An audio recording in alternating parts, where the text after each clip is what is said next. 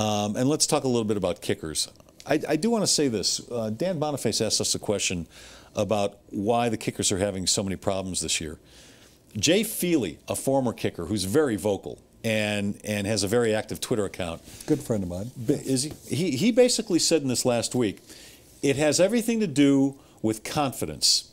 And kickers are losing confidence by having to kick the point after from 33 yards out. He said one of the things they would do is they would kick an extra point or two at the beginning of a game. They would get their confidence going. They get their rhythm going. And then when they'd go out and kick field goals, it'd be better. He said, but they're not able to get that confidence going. Jay Feely made one of the worst kicks in history. Jay wrote a really nice note on my mirror in my dressing room in New York City. To the best guy on television, Jay Feely. Nice. He filled in for me a little bit on Cold Pizza and First Take. So I really like Jay. He's a good friend, but he's wrong there. What if you don't get a couple extra points in the first quarter? How are you supposed to get? You're over there kicking into a net all day long. Yeah, it's just I just think they are by definition.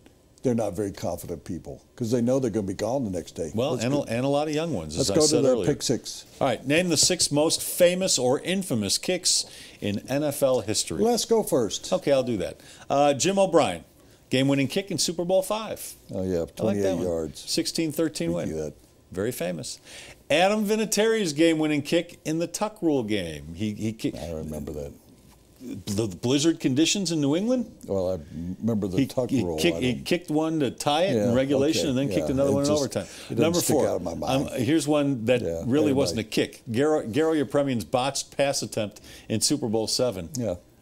After he lined up for a field goal. Adam Vinatieri? This is the Adam Vinatieri show. List? 2 game-winning kicks. Super Bowls 36 and 38 in the last few seconds. Okay. Yeah. Number 2, Scott Norwood. Wide right, Super Bowl 25, the first of 4 straight Buffalo losses in the Super Bowl. 2-minute warning. And I still think that Tom Dempsey's 63-yard field goal is the most famous ever. That's a good one. I went the other direction, though. All of mine are bad. I didn't want to, there are 50 million good kicks. I wanted to go for the worst ones of all time. Number 6, and I have a homer pick here. David Treadwell, who I like, good friend of both of ours, missed 3 field goals in the 1990 AFC Championship in '91. It was the '90 championship game in Buffalo, cold weather. John Elway gets hurt.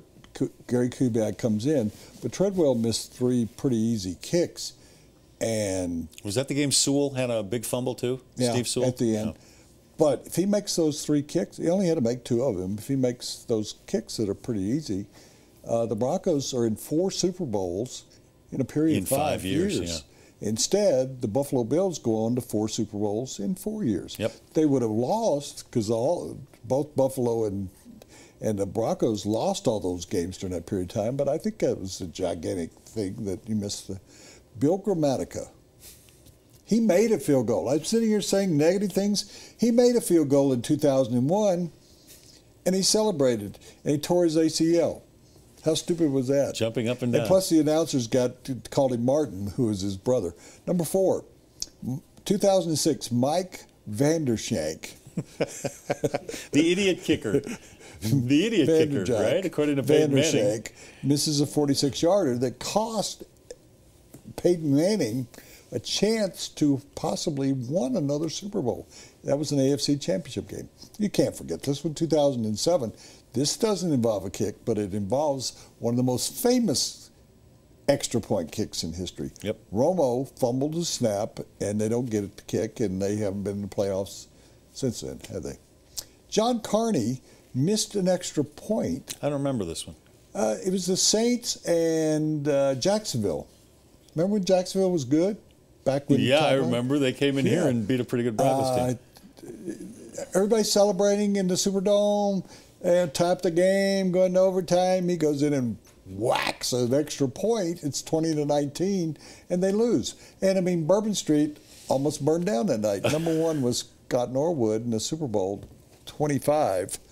Everybody remembers that. I had a bonus, Garo Yepremian, and I was throwing it in because that was the goofiest looking play for people who don't remember. They won the Super Bowl anyway. Garo Yepremian, they beat Washington. What was Garo Yepremian really noted for, other than being a left-handed Hungarian Bald. kicker or something? Bald. What else was? Oh, was he the one who made ties? Is he the No one? More Calls, the winner. Great. He had a tie company. He made ties. Yeah. And that's what he went off to, because after that he was a goof. But he probably got more publicity for that play. For people who didn't see it, YouTube it. He had fumbled and he wanders around. He finally tries to pass it and it goes like straight up in the air or something. I had a friend named Keith Melovitz, and his dad looked just like Garo Yepremian. So we called him Garo Yemelovitz. Oh, good. This is from Straw Terry. Oh, that's good. Excuse me, Woody Page, but how do you stay so fly? What does fly mean? That's a nice term. It's cool. How do you stay so cool? I don't know. He does. You know what? He doesn't work at it. It just happens.